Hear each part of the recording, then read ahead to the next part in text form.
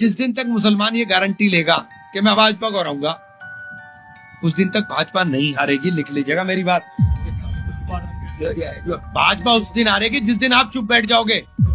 10-20 लड़के खड़े हुए, सामने पोस्टर लिया, ड्रामा करा, पीछे मस्जिद में से सैकड़ों लोग, हजारों लोग निकल रहे हैं, वो बिला वजह उस भीड़ का हिस्सा बने, सारे नामजद कर दिए, बुलडोजर चला दिए, घर तोड़ दिए। हमारे गोली मारते हुए दर्द नहीं होता, लाठी चलाते हुए दर्द नहीं होता, बच्चों के जो पढ़ने वाले बच्चे उन पे मुकदमा लिखते हुए दर्द नहीं होता। बहुजन समाज पार्टी ने तो अपना खुद ब खुद बहन जी ने अपनी बर्बादी की दास्तान खुद लिख दिया।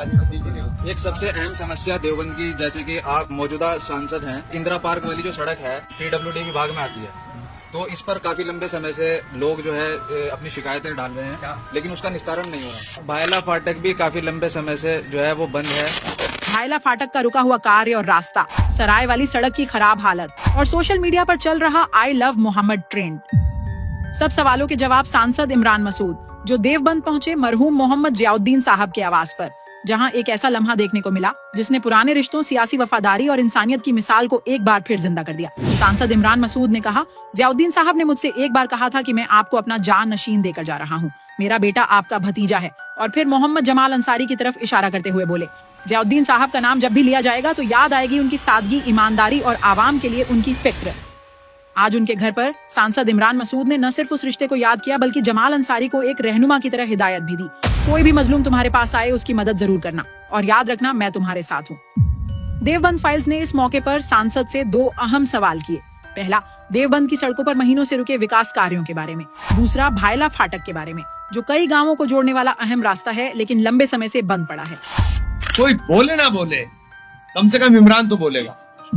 मैंने तो सबसे पहले बोला, बरेली के अंदर हाथ पैर तोड़ दिया, 28 लोगों को नामजद कर दिया।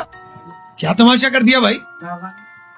सही कह रहे हैं। 10-20 लड़के खड़े हुए, सामने पोस्टर लिया, ड्रामा करा, पीछे मस्जिद में से सैकड़ों लोग, हजारों लोग निकल रहे हैं, वो बिला वजह उस भीड़ का हिस्सा बने, सारे नामजद कर दिए, बुलडोजर चला दिए, घर तोड़ दिए।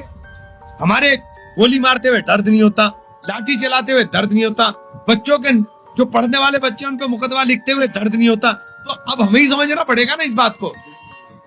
क्या संदेश देना चाहेंगे कि वो असल मोहब्बत जो है हमारे नबी से किस तरह दिखाएं? आप सल्लल्लाहु अलैहि वसल्लम ने नमाज पढ़िए, सुन्नतों को और अमल करिए, वो है मोहब्बत। ये क्या तमाशा है कि आप पोस्टर लेके खड़े हो गए भाई। आप नमाज पढ़िए, सुन्नतों पर अमल करिए ना, उनकी सुन्नतों पर अमल करिए। सबसे ज्यादा बड़ी मोहब्बत तो वो है कि आप उनकी सुन्नतों पर अमल कर रहे हैं। यही बात, उनकी जिंदगी को हमारी पूरी जिंदगी आप सल्लल्लाहु अलैहि वसल्लम के नाम है। हम उनके जर्रे बराबर भी कुछ कर पाए, ये पूरी जिंदगी कामयाब हो जाएगी। मैंने पार्लियामेंट में हमेशा एक चीज को रखा कि आपका सर फख्र से ऊंचा रख सकूं। आया बहुत दिन के बाद देवबंद में, मेरे ख्याल से 5 महीने के बाद आया, लेकिन 5 महीनों में लगातार मेरी ट्रैवलिंग देख लीजिए कितनी ज्यादा। हिंदुस्तान का कोई कोना छुटा नहीं जहां मैं चला न गया। आपने मुझे ताकत दी, ये हौसला दिया, ये हिम्मत दी, ये प्लेटफॉर्म दिया, इसकी हिफाजत की जिम्मेदारी भी आपकी है। मेरी मुखालफत करना बहुत आसान है। आप मेरे से लंबी लाइन खींचो तब तो मेरी मुखालफत समझ में आएगी। सहारनपुर में कुछ लोगों को लिल्लाही बुक्स है मेरी मुखालफत का। क्यों कर रहे भाई आप? मैंने आपका कोई नुकसान किया हो तो बताओ। मैंने किसी का नुकसान किया हो बताओ। मैं किसी के नुकसान में नहीं हूं। फायदा अल्लाह ताला के हाथ में, वो किसका करता है किसका नहीं करता। मैं जरिया बन सकता हूं, लेकिन मैं नुकसान का जरिया किसी का ना बनूंगा इंशाल्लाह। मैंने नुकसान किसी का नहीं किया। मैं अपने दुश्मन का नुकसान नहीं करता। मैं अपने दुश्मन का नुकसान नहीं करता। अल्लाह ताला इसे हिदायत दे, बस 2 ही लफ्ज रखता हूं, और इसीलिए अल्लाह ताला मुझे नवाजता भी है। जब सारी दुनिया ने समझ लिया कि तो निमट गया, अल्लाह ने कहा ले ये बेटा दे। तो अब ये भाई है छोटा, मेरे लिए तो छोटा भाई है।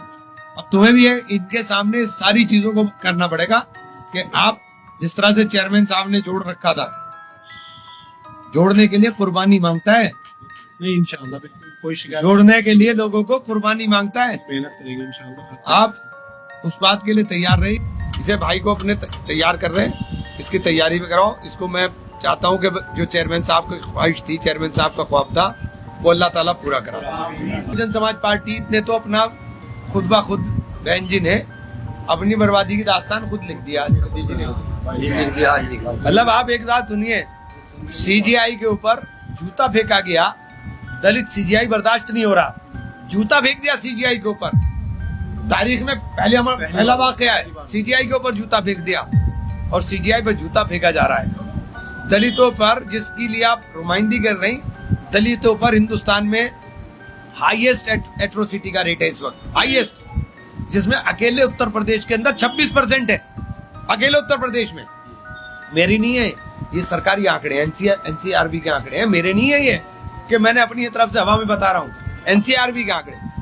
और ऐसे माहौल में जो दलितों के लिए सबसे खराब माहौल हो, दो ही लोगों का तो जीना मुहाल हो रहा है इस मुल्क में इस वक्त, नंबर 1 पे मुसलमान और दलित, इनका जीना मुहाल कर दिया। तो ऐसे वक्त में भाजपा की तारीफ करना तो बिल्कुल क्लियर हो गया ना कि अब आप उस मूवमेंट में नहीं हो जो मूवमेंट उन्होंने चलाया था, वो मूवमेंट में नहीं हो। तो हमें तैयारी अपनी करनी पड़ेगी। कांग्रेस के अलावा, राहुल गांधी के अलावा किसी में हिम्मत नहीं है जो उसके साथ लड़ सके।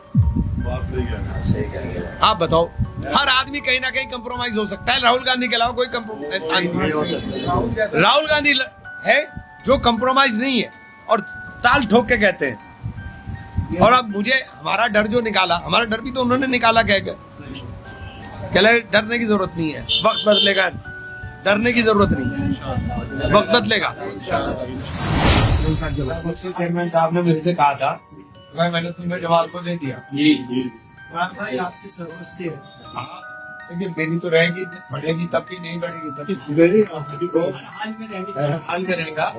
लेकिन अगर आप लोग ये समझते हैं कि जमाल को हमें आगे बढ़ाना चाहिए, तो बढ़ाने का काम तो आप ही करोगे, बढ़ाने का काम तो आप ही करोगे।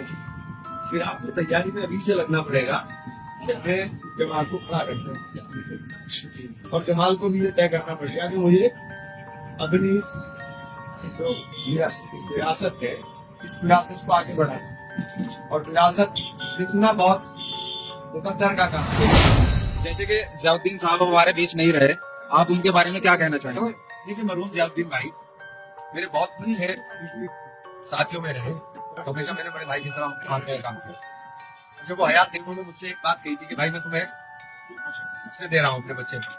मैंने उनसे कहा था ये मेरा भतीजा है और मैं ऐसे ही रहूंगा जैसे आपका था। वो अंदाजा था कि उसकी जिंदगी बहुत ज्यादा लंबी चलने वाली है। देवबंद की जो सियासत है वो आप किस दिशा में देख रहे हैं कि किस दिशा में देवबंद की सियासत जा रही है? इसी दिशा में नहीं, इसकी दिशा में चलेगी, जमाल की दिशा में जहाँ चलेगी, माहौल की तरह चलेगी। हम लोग पॉजिटिव लोग हैं, हम लोग नेगेटिव नहीं है। मैं जमाल छोटा भाई है, इसको भी यही समझाया आज मैंने कि राजनीति करने का हमारा, हम किसी की बुराई नहीं कर रहे हैं, तो अपनी लाइन लंबी खींच रहे हैं, किसी को हमारी से लंबी लाइन खींचनी तो खींच के दिखाओ ना। हमारा मुकाबला हमारे काम से करो, हमारा मुकाबला काम से करो, बेकार की बात से क्या फायदा होगा।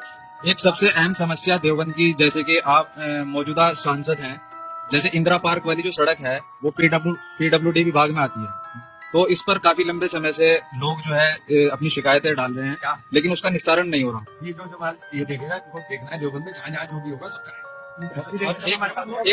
एक भायला फाटक भी काफी लंबे समय से जो है वो बंद है, जिससे जो आसपास के गांव, ओवरब्रिज बन रहा है, ओवरब्रिज बनने का जल्दी मैं बात करूंगा कल रेडियो वालों से। ओवरब्रिज बन रहा है, ओवरब्रिज बनने से शहर को फायदा होगा, नुकसान नहीं होगा, एक्सपेंशन हो जाएगा शहर का। बाइक निकलने की बात, बाइक बिल्कुल बंद है काफी लंबे। ठीक हो जाएगा।